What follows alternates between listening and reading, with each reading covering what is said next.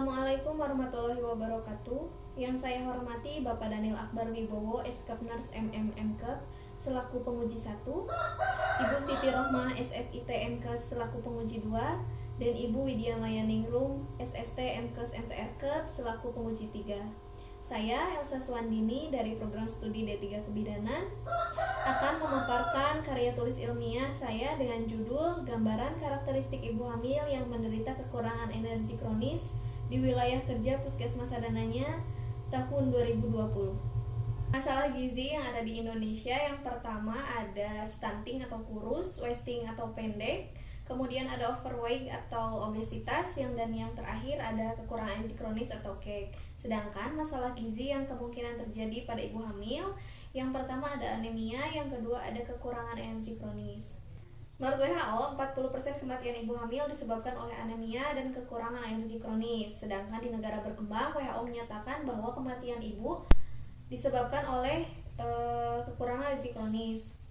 Ibu hamil yang mengalami KEK di Kabupaten Ciamis sebanyak 2.083 ibu hamil dari 22.513 ibu hamil yang ada di Kabupaten Ciamis pada tahun 2009. Di wilayah kerja Puskesmas Sadananya, angka kejadian KEK ini berada di urutan yang kedua setelah anemia. Meskipun berada di urutan kedua, KEK ini berlanjut ke penyulit anemia dan penyulit lain seperti abortus yang terjadi pada 5 orang ibu hamil dan BBLR yang terjadi pada 9 bayi lahir.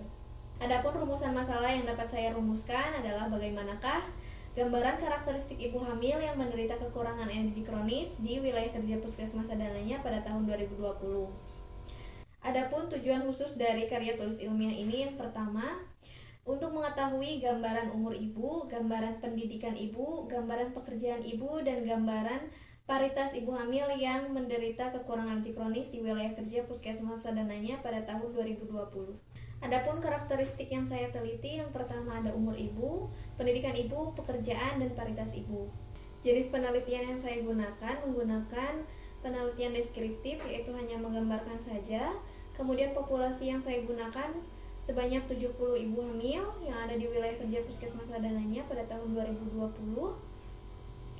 Kemudian sampel yang saya gunakan menggunakan total sampling, yaitu sebanyak 70 responden, dan variabel penelitian yang terdiri dari karakteristik ibu hamil yang menderita kekurangan energi kronis dengan subvariabel yang terdiri dari umur, pendidikan, pekerjaan, dan paritas ibu hamil. Definisi operasional dari subvariabel umur adalah usia ibu hamil yang tercatat di dalam kohort ibu hamil pada saat dilakukan penelitian dengan menggunakan lembar checklist dan dengan kriteria objektif beresiko dan tidak beresiko.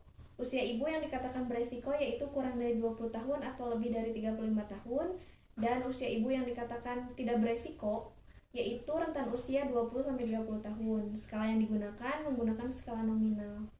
Definisi operasional yang kedua yaitu pekerjaan. Adalah pekerjaan ibu yang tercatat dalam kohort ibu hamil pada saat dilakukan penelitian dengan menggunakan lembar checklist dengan kriteria objektif bekerja dan tidak bekerja. Skala yang digunakan yaitu skala nominal.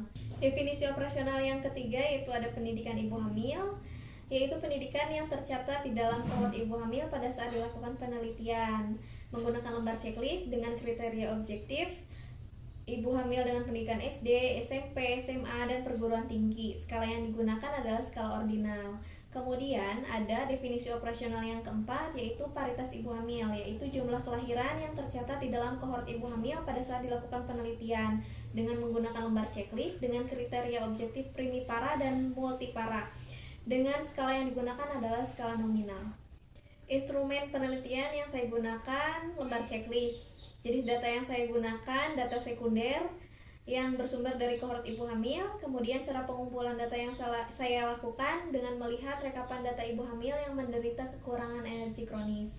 Rancangan analisa data yang saya gunakan yaitu rancangan secara univariat yang dilakukan pada setiap variabel. Kemudian waktu penelitian ini dilakukan pada bulan Agustus tahun 2020 yang bertempat di wilayah kerja Puskesmas Sadananya.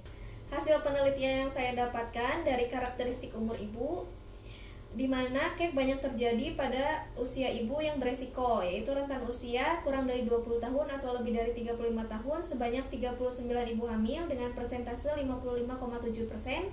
Sedangkan pada usia ibu yang tidak beresiko, yaitu rentan usia 20-30 tahun sebanyak 33 ibu hamil dengan persentase 44,3%. Hasil penelitian dari karakteristik pekerjaan ibu bahwa kek banyak terjadi pada ibu hamil yang tidak bekerja, yaitu sebanyak 47 ibu hamil dengan persentase 67,1%,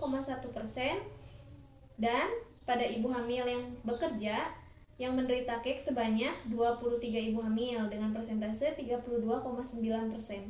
Hasil penelitian dari karakteristik pendidikan ibu hamil didapatkan bahwa ibu hamil berpendidikan SD sebanyak 26 orang ibu hamil dengan persentase 37,1, dan ibu hamil berpendidikan SMA sebanyak 31 ibu hamil dengan persentase 44,3%, dan pada ibu hamil dengan pendidikan SMA sebanyak 13 ibu hamil dengan persentase 18,6% yang mengalami kekurangan energi kronis.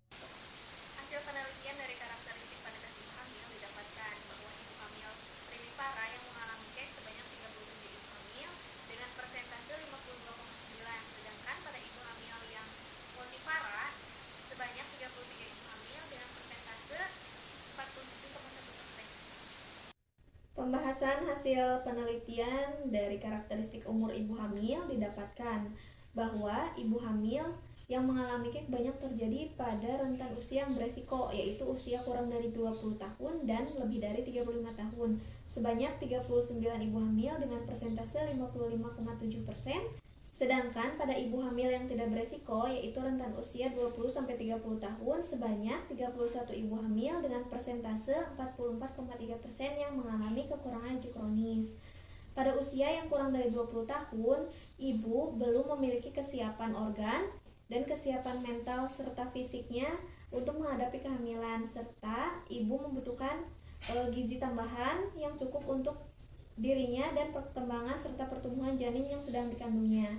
Sedangkan pada ibu hamil yang lebih dari 35 tahun, ibu mulai mengalami penurunan fungsi organ sehingga gizi tambahan sangat dibutuhkan untuk mempertahankan fungsi organ tersebut dan untuk pertumbuhan dan perkembangan janin yang sedang dikandungnya. Karakteristik pekerjaan ibu hamil yang mengalami kekurangan energi kronis atau kek banyak terjadi pada ibu hamil yang tidak bekerja, yaitu sebanyak 47 ibu hamil dengan persentase 67,1%. Karena pada ibu hamil yang tidak bekerja cenderung kesulitan mengakses informasi mengenai pentingnya gizi yang baik. Sedangkan pada ibu hamil yang bekerja akan mengutamakan kebutuhan nutrisinya guna mempertahankan energinya dalam melakukan pekerjaannya. Karakteristik pendidikan ibu hamil yang mengalami kekurangan energi kronis banyak terjadi pada ibu hamil yang berpendidikan SMP sebanyak 31 ibu hamil dengan persentase 44,3%, karena pada ibu hamil dengan pendidikan rendah akan mengalami keterbatasan dan kesulitan dalam mengakses informasi mengenai gizi yang seimbang. Karakteristik paritas ibu hamil yang mengalami kekurangan energi kronis terjadi pada ibu primipara sebanyak 37 ibu hamil dengan persentase 52,9%, karena pada ibu hamil primipara cenderung belum memiliki kesiapan baik secara fisik ataupun mental untuk memenuhi kebutuhan bagi dirinya dan bagi janinnya, terutama kebutuhan yang sangat penting yaitu kebutuhan gizi yang sangat mempengaruhi perkembangan dan pertumbuhan janin yang sedang dikandungnya. Kesimpulan dari penelitian yang telah saya lakukan, yang pertama, dilihat dari karakteristik umur ibu bahwa kek banyak terjadi pada usia yang beresiko, yaitu kurang dari 20 tahun dan lebih dari 35 tahun. Dilihat dari kerjaan ibu, kek banyak terjadi pada ibu hamil yang tidak bekerja atau sebagai ibu rumah tangga. Dan yang ketiga dari karakteristik pendidikan ibu bahwa kek banyak terjadi pada ibu hamil dengan pendidikan SMP. Dan yang terakhir dari karakteristik paritas ibu hamil bahwa kek banyak terjadi pada ibu hamil dengan paritas primipara. Sekian pemaparan dari karya tulis ilmiah yang telah saya lakukan. Wabillahi taufiq wal hidayah. Wassalamualaikum warahmatullahi wabarakatuh.